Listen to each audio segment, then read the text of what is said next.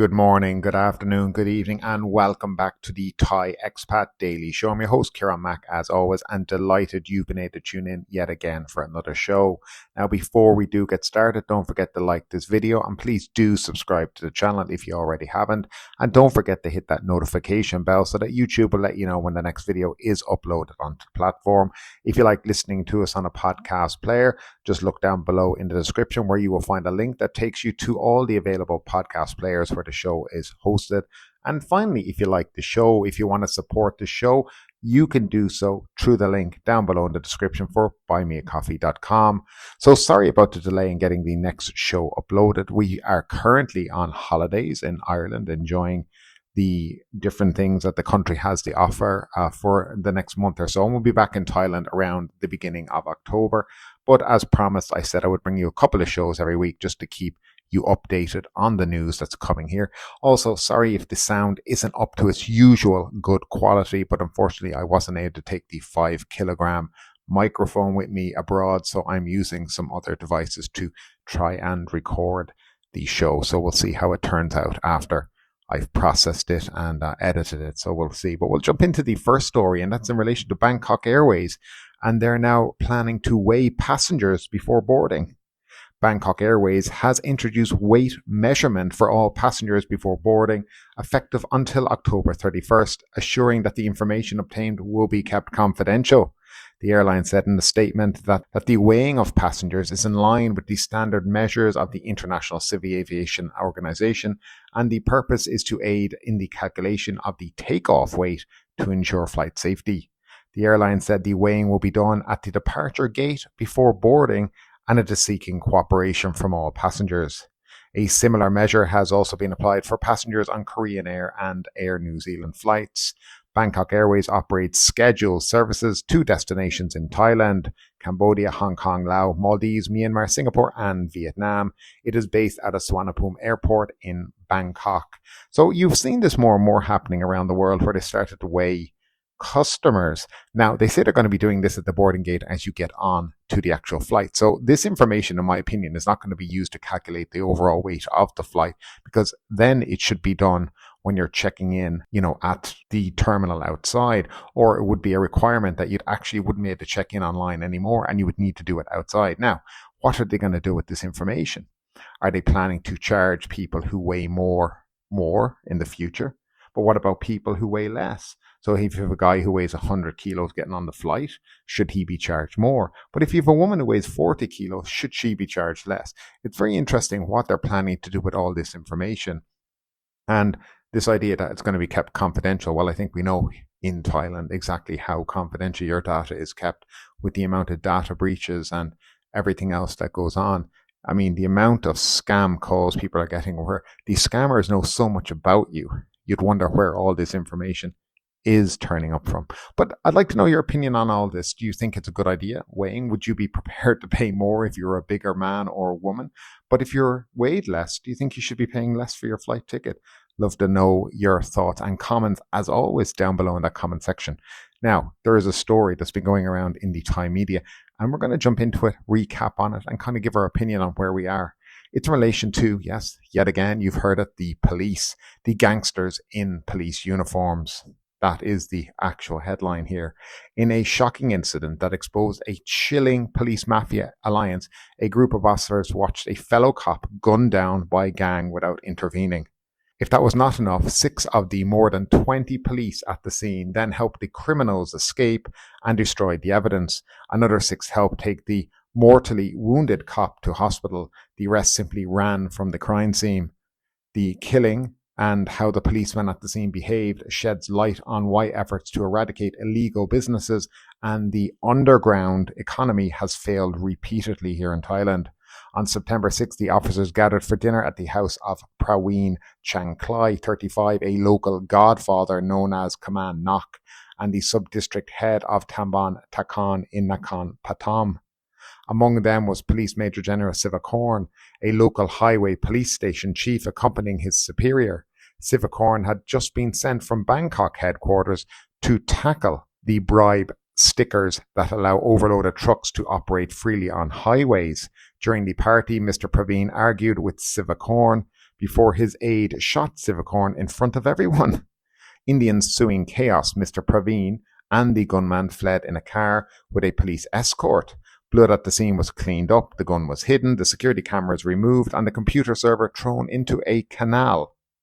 Amid a public uproar, Mr. Praveen was arrested and denied bail. The gunman was killed extrajudicially, and Sivakorn's superiors committed suicide.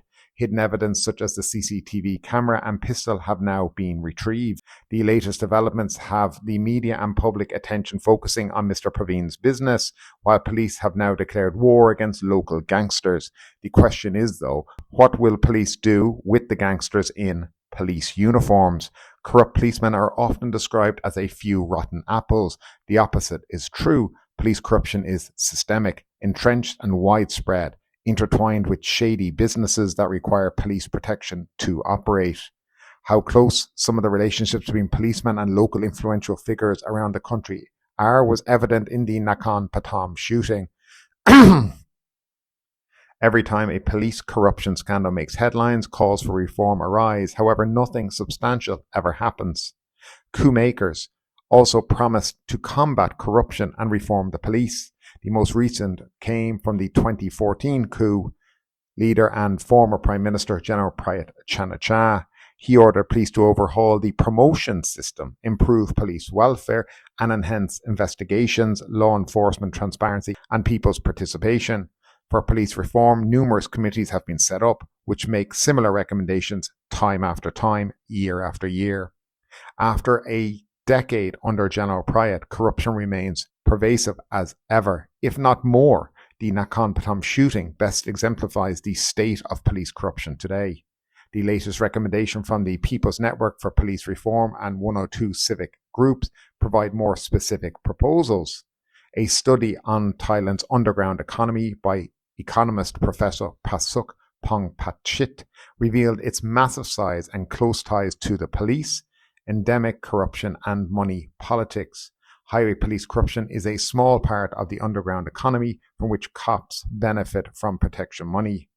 From 1993, guys, to 1995, the underground economy in Thailand was estimated to be worth about 450 billion baht per year. That's about 8 to 13% of GNP.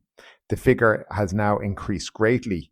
According to the study, if other illegal activities such as smuggled goods, logging, and human trafficking to third countries were included, the figure could reach 20% of GNP.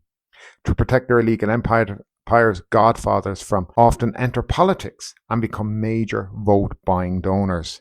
Their political influence explains the lack of political will to combat corruption and reform the police, perpetrating this cycle of corruption and money politics that hurt democracy.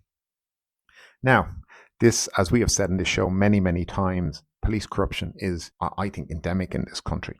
I think there is no solving it. No matter what you think you can do, you can set up as many committees as you want, but the same stories, the same repeat offenders, the same repeat crimes consistently turn up in the police force.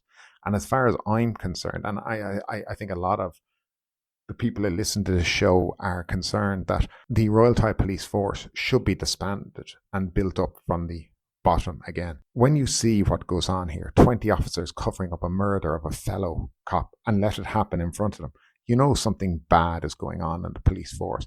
Now, of course, we can say that not every police officer is corrupt or to this kind of level, but any little bit of corruption should be dealt with. But the problem is they don't deal with it. They allow it to continue.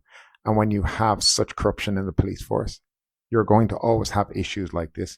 And I think everybody who has listened or listens to this show would be able to tell of somebody they know who's had an interaction with Thai police and know of corruption that's existed. We have covered countless stories this year alone of police corruption, but yet there seems to be no will to reform it, take care of it. And I wonder what it will take for that reform to take place.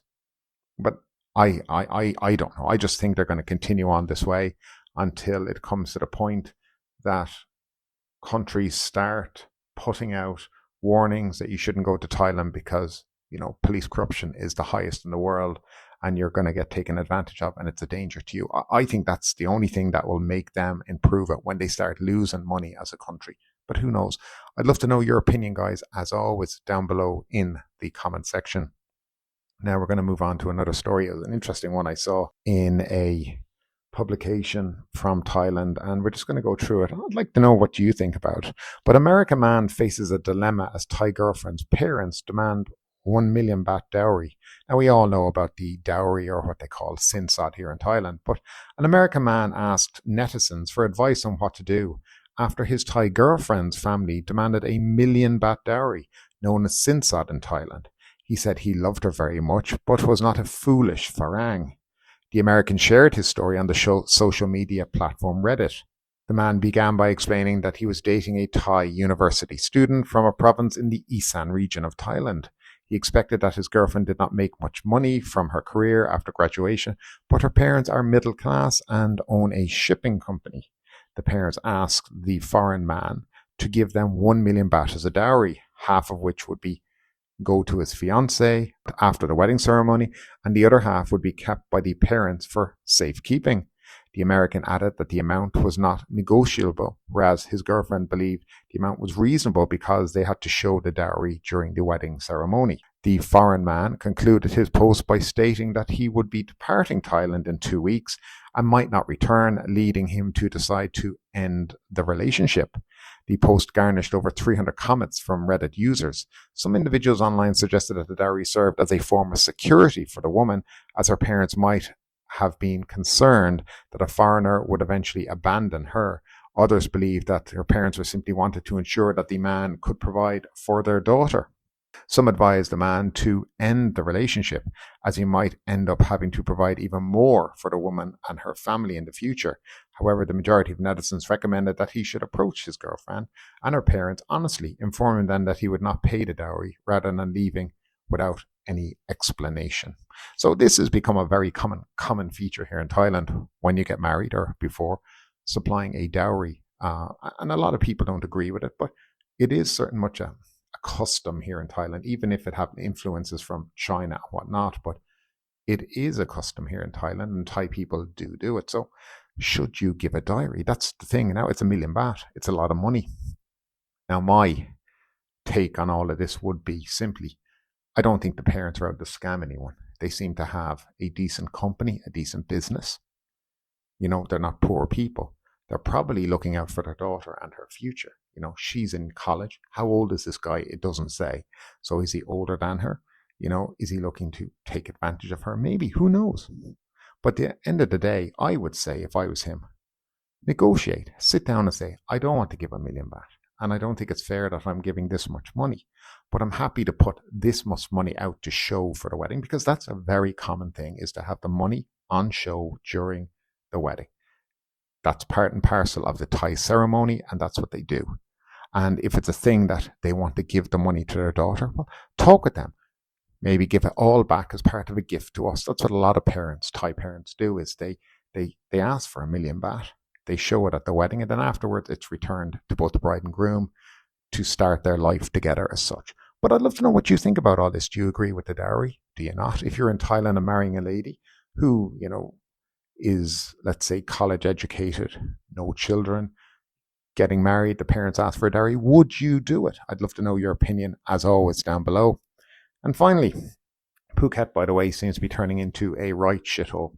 There seems to be nothing but crime, by the way, going on it, and all kinds of very strange, I don't even know what the word is, but extortion, torture, break-ins, hold-ups, gunfights. But Russian MMA fighter Hussein, twin brother, arrested for kidnap, torture, extortion in Phuket. Well-known MMA fighter Kusan Ashkabov, now I could be wrong with that, but that's what we're going to say, and his twin brother Kasan have been arrested in connection with 3 Kazakh nationals forcing their way into an Italian man's villa at a resort in Cherntalay and holding him bound and gagged while beating him for information in an hours-long ordeal that ended with the 3 men flying out of Phuket to Dubai after robbing the Italian man of more than 12 million baht in personal belongings. The arrest was confirmed by a report of the incident by Cherntalay Police Superintendent Colonel Chamchai last week. The report was recorded on a form marked Form for Reporting Serious and Shocking Incidents and Reasons that Must be Reported Urgently. That is some form. That was addressed to Deputy National Police Chief Torsak Sukmomal at the senior ranking officer down the chain of command to Region 8 Police. Of note, so far, police or any other officials in Phuket have yet to publicly recognise the incident, despite a press conference last Friday that was held specifically to reassure the public that law enforcement in Phuket was dealing with any aspects of criminal activity by Russians in Phuket. The press conference was held in response to a report by Al Jazeera reporting already long well-known problems of Russians working illegally and the arrival of violent crime by Russian nationals on the island, including the threat of gangland violence rearing its head on the streets, such as when a Kazakh national opened fire 4 times in broad daylight on a 44-year-old Russian businessman. And that was done last June. I think we reported on that. The report issued by Churntalay Police Chief last week confirmed the arrest of a 28-year-old Russian twin brothers, Kazan Ashkabov and Hussein Ashkabov. Now, the report did mention their names were different, but then clearly marked that they were both brothers. They were born in Chechnya. They're well-known MMA fighters, although the ESPN still lists Hussein as fighting out of Tiger Muay Thai in Shillong. He is now understood to be training at the Muay Thai camp in Churntalay. Kusan and his brother were arrested on Tuesday. The report did not mark where the twins were arrested, but noted that they were taken into custody.